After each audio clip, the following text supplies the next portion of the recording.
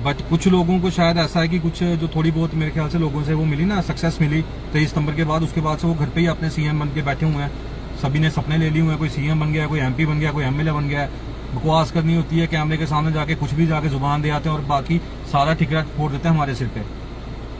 ऐसे बंदों के लिए मैं 6 दिन अपने 1.5 साल के बच्चे छोड़ के मैं जेल नहीं गया, ऐसे दल्लों के लिए। ठीक है, जो जाके पार्टीज के बीच में जाके अपनी सेटिंग कर देते हैं ना जाके, और पूरी सभा को बदनाम कर रहे हैं 2-4 बंदे ही हैं। तो अब आपने अपना दिमाग लगाना है कि आपने पूरी सभा को उस चीज के लिए ब्लेम करना है कि यार वो 2-4 बंदे जो थे जिनकी वजह से हुआ है उनको।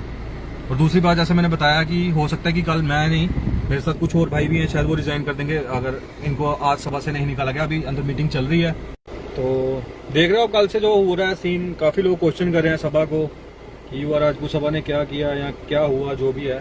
तो भाई मैं पहले ये क्लियर कर देता हूँ, देखो जो भी कल हुआ है उसमें सिर्फ 2-3 बंदे जो थे उनका डिसीजन था, और सभा में किसी को भी पता नहीं था ये चीज। ना कोर कमेटी से बात हुई थी, ना स्टेट टीम की बात हुई थी।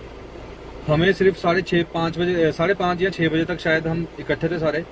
हम कल हमारा RS-पुरा का एक प्रोग्राम था, मीटिंग थी, वहां पे गए थे हम।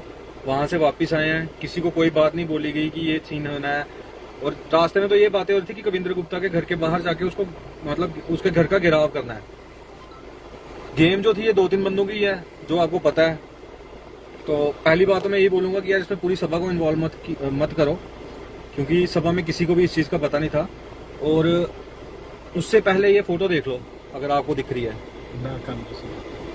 ये SP ऑफिस में गए हुए हैं सभा के बंदे कविंद्र गुप्ता के लिए उसके रिपोर्ट लिखवाने, उसके खिलाफ कंप्लेन करवा के आए हैं। वहां से कंप्लेन की कॉपी भी शायद होगी फोटो में, जो उसकी मैडम के डेस्क पे पड़ी है। वहां पे भी इन्होंने किसी को नहीं बताया कि वहां पे क्या ये कविंद्र गुप्ता से मिलने जा रहे हैं, कि उसका फोन आया, कि क्या हुआ है, कुछ नहीं। बट इन्होंने क्या किया, वहां से सभी को घर भेज दिया ये बोल के, ये देखो ये कॉपी है जो इसने हाथ में पकड़ी है, कंप्लेन की कॉपी है। ठीक है, सभा को ये पता था कि कविंद्र गुप्ता के खिलाफ कंप्लेन हो रही है, पर किसी को ये नहीं पता था कि ये 2-3 बंदे जो हैं उसके घर जाके जो भी इन्होंने मतलब वहां पे जाके सेटिंग की है या जो भी इन्होंने किया, हमें तो पता नहीं। तो सबसे पहले मैं यही कहूंगा कि इसमें पूरी सभा को इन्वॉल्व मत करो। करोगे भी तो तुम्हारा ही नुकसान है, हमारा कुछ नहीं है भाई। सभा खत्म होती है ना, तो हो सकता है कि मैं अपने काम वाली साइड ज्यादा ध्यान दूंगा, मेरे को उस चीज से फायदा ही होगा। पर जम्मू के लिए आवाज उठाने वाला आपको दोबारा कभी नहीं मिलेगा कोई भी। तो 2-3 बंदों की वजह से ना पूरी सभा को एक तो ब्लेम मत करो सारे। और दूसरी बात यह है कि अभी अंदर चल रही है मीटिंग, एक कोर कमेटी की, स्टेट टीम की, सभी की मीटिंग चल रही है। सुबह से ही चल रही है, हम उठ के आगे, क्योंकि जो बंदे मतलब ऐसा सौदा कर सकते हैं किसी के साथ, किसी पार्टी के लीडर के साथ या किसी पार्टी के साथ, उनके बीच में हम बैठना पसंद नहीं करते। मैंने स्टार्टिंग में ही कहा था कि अगर वो बंदे आएंगे तो हम बाहर आएंगे।